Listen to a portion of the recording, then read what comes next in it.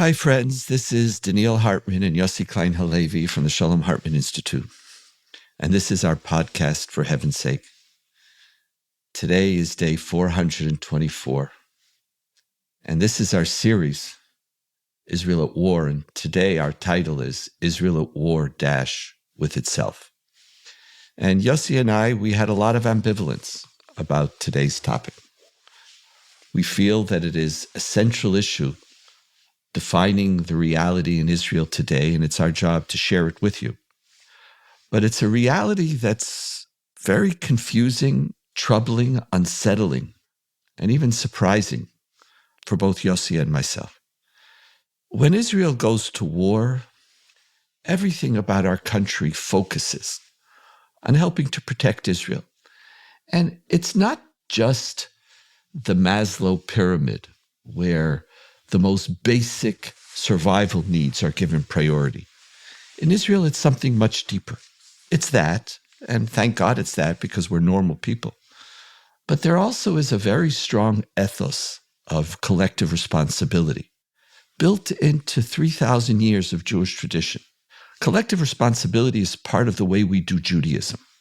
That's not the way we do peoplehood, or it's one of the essential commandments of the Jewish tradition. And we focus and we care.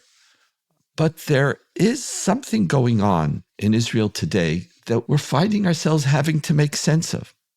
And that is in the midst of a war, we are beginning to be at war with ourselves.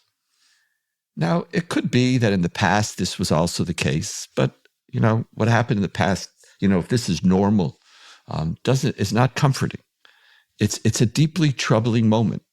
In particular, given the sense of enormity of the consequences of Hamas, Hezbollah, Iran. This is not a little skirmish. There's something major going on. Yet the press, the public discourse, which is emerging, in particular and principally, though not exclusively, but principally by the government, its spokespeople, ministers in the government, cabinet, members of Knesset, of the coalition, in which it seems that our primary enemy is not only Hamas, but it's anybody who doesn't agree with whatever it is that the government and some of its ministers are just deciding to do. And anybody who takes a different stand is either factually wrong, anti-Semitic, or anti-democratic. And as the elected officials of Israel, they have a right to do anything. As one minister said, we're the majority, we have a right to overturn the system of government, if we so desire. There's attempts now going on to bring more and more of the press under government control through controlling the allocation of funding. There's a whole litany. It almost feels like every day it's like we're being punched by a new legislation, a new statement. A legislation which will make it harder for Arab or easier to remove Arab members of Knesset or parties from running. The list is almost endless. Every day there is something, whether it's the Attorney General, this is constant, whether it's the head of the security forces. Everybody who is not aligning itself with supporting the government at this moment is anti-democratic. Anything that you want could be put on the table. Most recently, the divides between the ministerial authority and the police and the army. It's like everything has to serve the interests of the political mechanism under the notion that in a democracy, if we won, it's all ours. I was thinking about this, that this government, this war is, the aspiration was to achieve total and complete victory. But when this government won, it said we have a total and complete right-wing government. And total victory was to do whatever it is that we wanted to do. This is what started the judicial reform. In 2 months, that majority rules without recognizing that a majority which is not constrained by checks and balances and rule of law is its own dictatorship. And there's this constant onslaught. I think there's a method to it too, to wear you down. It's to constantly put forth something. And I know, Yossi, I concentrate in my own life very much on, as a teacher, on what's happening to Israeli society, to the individuals. Where are they? You and our conversations with each other. To say that you're deeply troubled it would be an understatement. But the breakdown of the system is shaking you to your core. And we have to talk about it, because if our job is to talk about Israel at war, what happens when Israel is at war with itself? Yossi, where does this story find you right now? You had said a moment ago, Donniel, that we may have had other examples in our history of infighting during war or immediately afterwards. And what came to mind most vividly was the immediate aftermath of the Yom Kippur War, when Israeli society really tore itself apart. And there was what was called the War of the Generals, if you remember. Right. Even the chief rabbis, the Ashkenazi and Sephardi chief rabbis went at it. Israeli society responded to the devastation of Yom Kippur by turning against itself. And the great extra-parliamentary movements of left and right, Gush Emunim on the right and Peace Now on the left, really emerged in the post-Yom Kippur atmosphere. And yet, this somehow feels different. First of all, because the war isn't over. I was in Shaarei Tzedek Hospital today, and you walk into the lobby, and there's a big display table with framed little photographs of fallen soldiers. And each photograph is accompanied by their story. And I don't know why these soldiers were on display. Maybe these were soldiers who passed through the hospital. Maybe they died in the hospital. And there was something so overwhelming. You know, you're going into the hospital for whatever personal needs we all have.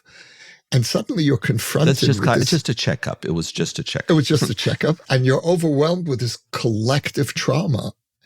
And it hit me that we are a society that is overwhelmed by multiple levels of mourning. We're mourning for the soldiers. We're mourning for the hostages. Some of us are mourning for the devastation that we've been forced to inflict on our neighbors.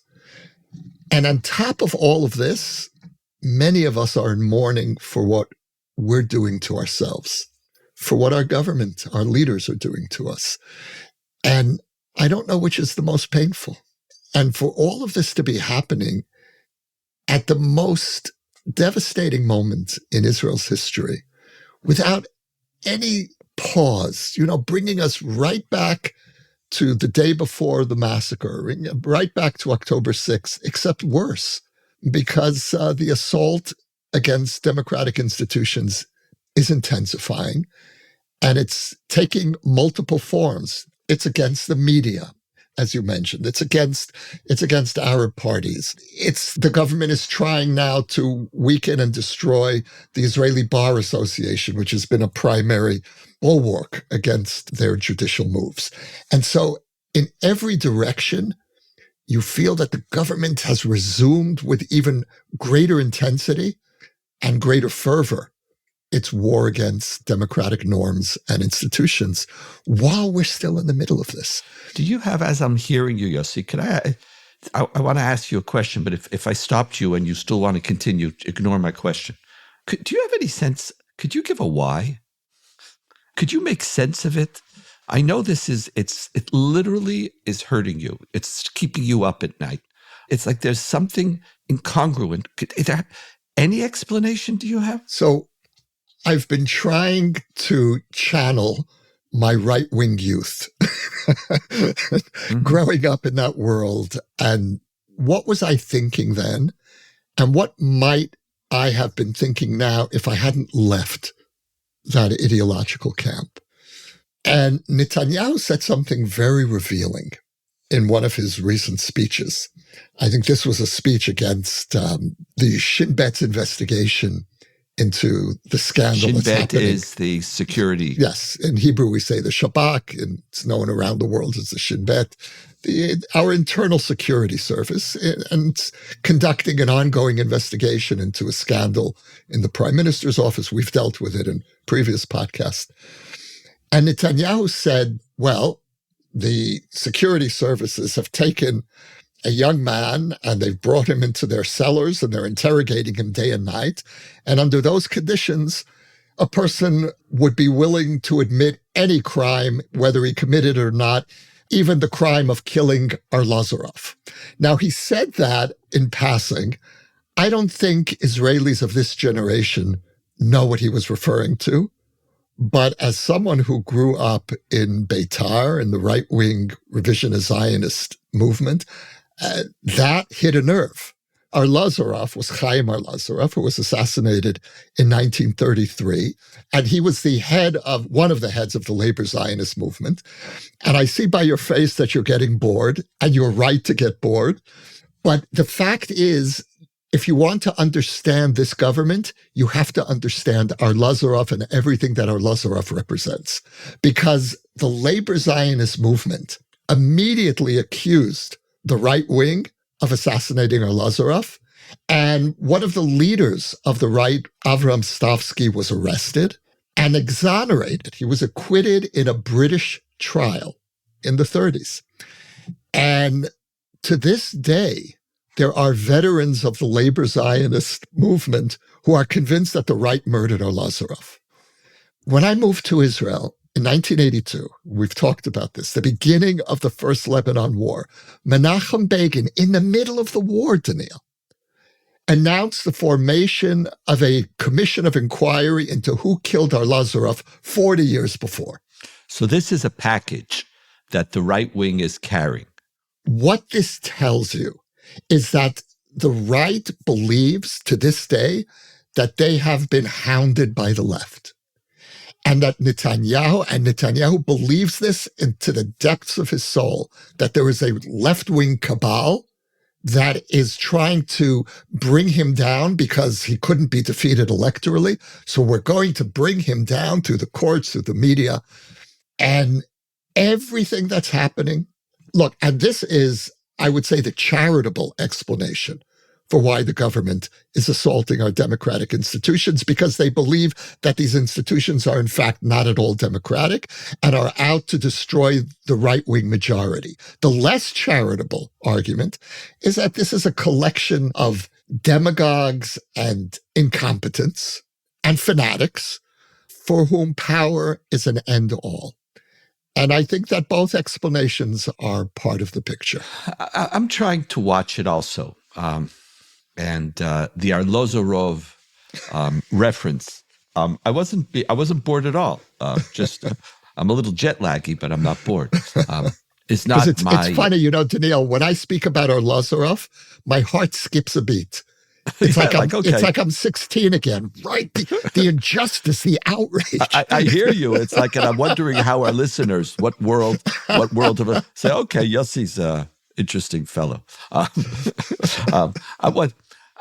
When I look at the decay of the Israeli public political discourse, and you know where I trace it back to? I don't think again, in my memory, it wasn't this bad.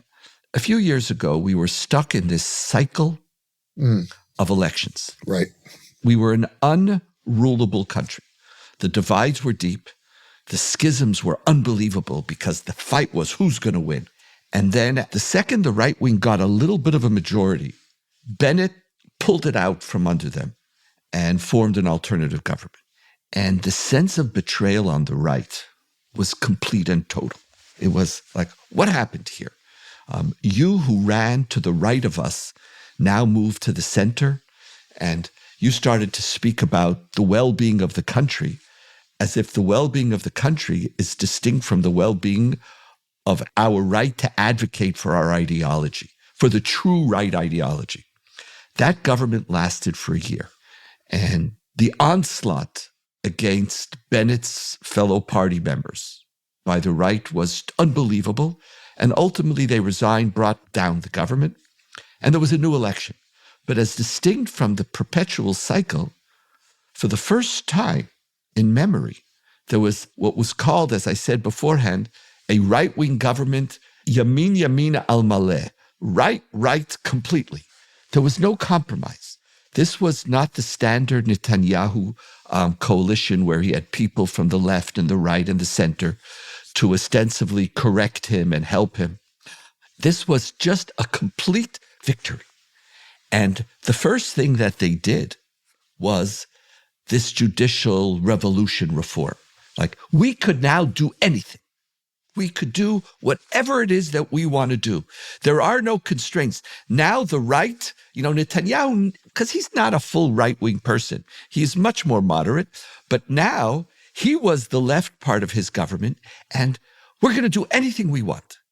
And the far right got the most significant ministries. It was as if you're running around in a toy store and you could do anything you wanted to.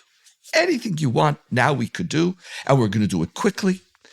And it's interesting that as they did that and began that process, not only were they not able to, but they lost the support of the majority of the country. And this coalition, which is 64 seats, now with Gideon Sa'ar, I think it's 69, in every one of the polls dropped to the low 40s, mid 40s. Now sometimes it goes 48, 50. They have no chance to rule again. Something broke, even for themselves. And they're trying to reclaim something. So they're at war with a country that is rejecting them. Their agenda is being rejected. Now, when you add to it the deep critique of October 7th, who's responsible? And in any sane society, whoever's in power at that time, especially someone who's been in power for 15 years, setting that, I was joking about it the other day. The Minister of Transport of England resigned recently. Major news in England, and was reported in Israel, because she, 10 years ago, reported her telephone was stolen, and it wasn't stolen. I think the press in Israel, she was... Yeah, so, really, by that measure, the whole Knesset should have resigned 10 times over. 10 years ago, she just said, I can't do... But there is this attack against the government, and there's almost this war of, we're at war to protect ourselves. And it's Donniel, I'm really glad you're taking this in this direction of trying to understand what's motivating the government. And the reason that I'm glad for that is because I just don't have the strength to do another episode of expressing outrage against this terrible government. But you know what? The truth is I do have the strength, and that's the problem. I have an inexhaustible capacity to express outrage at this government, and it's starting to bore even me.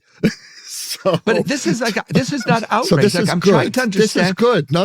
It's not outrage. It's like psychologically. No, this is what I'm saying to you. They were on the cusp of total victory.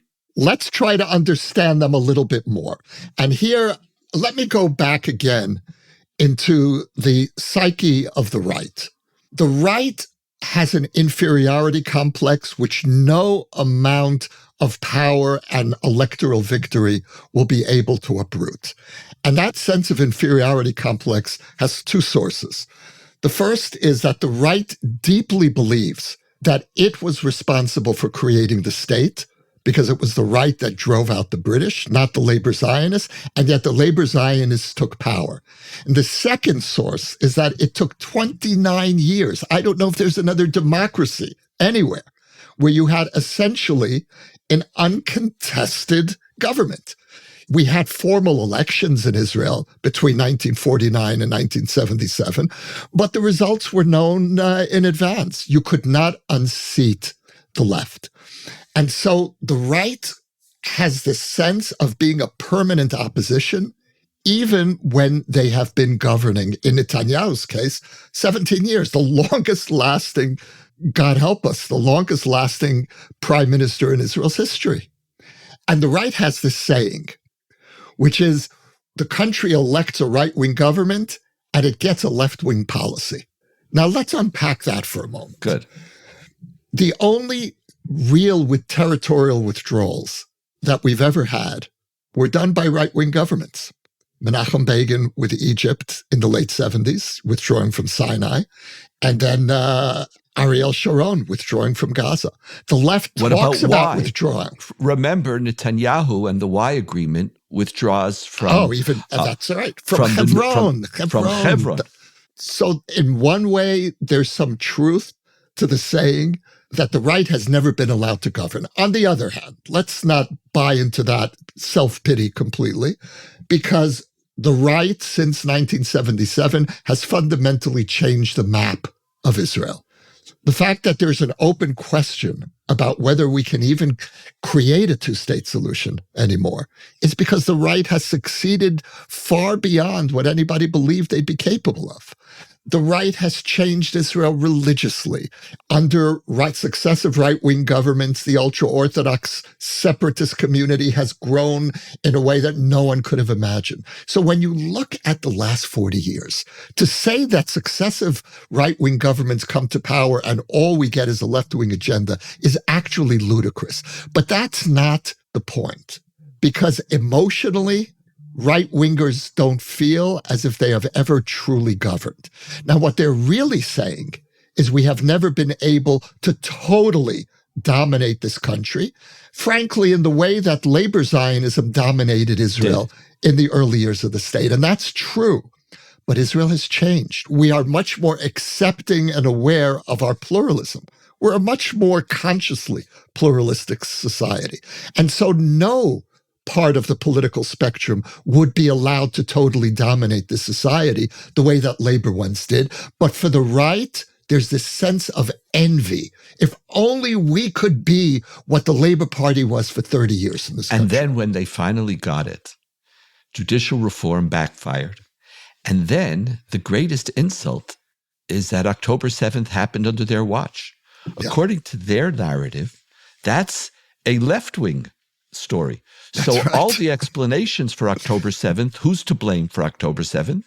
2005. If we just had more settlements, that's why you can't take responsibility. So there's this anger. They're losing the country. I know you don't want to project. Netanyahu is still the largest party, but every single poll shows that the current coalition will not be able to form the next government. We don't know what will happen in 2 years. By far. They're at least 10 seats away. We don't know what will happen in 2 years' time, and Netanyahu is brilliant, absolutely brilliant. But part of their methodology right now, in order to be able to reclaim their space, is to declare war against anybody who disagrees with them. And that, you talk about changing Israeli society. That's also changing Israeli society. That level of discourse, I know other countries have it, and they compare this to other governments and other leaders. But that doesn't comfort me in any way, because the consequences for Israel are too grave and we're too small. This war against ourselves is devastating right now. When I think of the changes that need to happen in the morning after this war, and even saying the morning after this war, it's such an amorphous sense of time. Are we in the morning after because fighting is really wound down in Gaza? I mean, you were telling me off mic that you feel that the war in Gaza is essentially over and it's become an occupation. Of course, the fighting can be renewed at any time in Lebanon, but we may be approaching the morning after. And what many of us expected, hoped for, the morning after this war was the beginning of a process of healing. And that healing begins with recognizing that we need to stop seeing rival ideological camps as enemies of the state. They may be very wrong. They may even be dangerous for the future of the state, but their intentions are no less honorable than my camps, whatever my camp or your camp is for the sake of this argument. And that's a foundation for healing. Instead, we're going in the opposite direction. And I know that what is being aroused in me by this government is the counter response, which is, oh, you think I'm the enemy of the state? You're the enemy of the state. And that's taking us back to the edge of the cliff. And how do we pull back? How do we pull back? You see, if we would analyze the nature of the discourse right now, and because, we've been watching it and talking about it together and trying to understand it. When there was judicial reform, one side said, I won the election. We're a full right. We're now going to have, as you said, a right-wing government with a right-wing policy, and we're going to do whatever we want. opposite that was a whole group, a majority of Israel, which coalesced around a values discourse of a pursuit of democracy. That in many ways, the country took what used to be a right-wing agenda, because liberal democracy was really preserved in Israel, not by the labor. It was preserved by Menachem Begin and the Likud. Absolutely. He was Not this even country's greatest Democrat. It was like clear. So here it was, a coalition was formed with right-wing, center, and left to protect Israel's democracy. And so the right wing found itself marginalized. From within, they lost at least 30% of their own supporters. Yeah. That was a year ago. Now we come to October 7th, and the greatest stain is on them. And again, the country is distancing themselves from this government, not for democracy, but because they're not taking responsibility for their mistakes and for being in power. But now what happens is that the right wing is saying, we're the ones who are going to protect Israel. We're going to protect Israel from another October 7th, which is strange because it happened under their watch. So in order to do that, they have to blame everybody else. But the other side is not presenting a values agenda. They're presenting just not Netanyahu. And in this context, the discourse, the healing can take place. And I'm wondering whether that's the reason for the remarkable popularity of Naftali Bennett. Like, the truth is, nobody really knows him. He was prime minister for a short period of time. He made an unbelievably courageous decision, but which is lauded by all the people who didn't vote for him. That's right. He's the most beloved politician by the people who didn't vote for him. But now... Well, the courageous decision was to bring an Arab party into government, which was to bring an Arab party and to form a coalition, a broader form of coalition. Now, though, he's getting 25 seats in every poll. There's people coalescing. I can't remember a situation like this where a party that doesn't exist would win the next election. This time he's trying to find people who won't stab him in the back. And he's doing his work. But I think that what people find attractive about him is what you said. And that is, we want to heal. Yeah. And so who is a politician who will help us heal?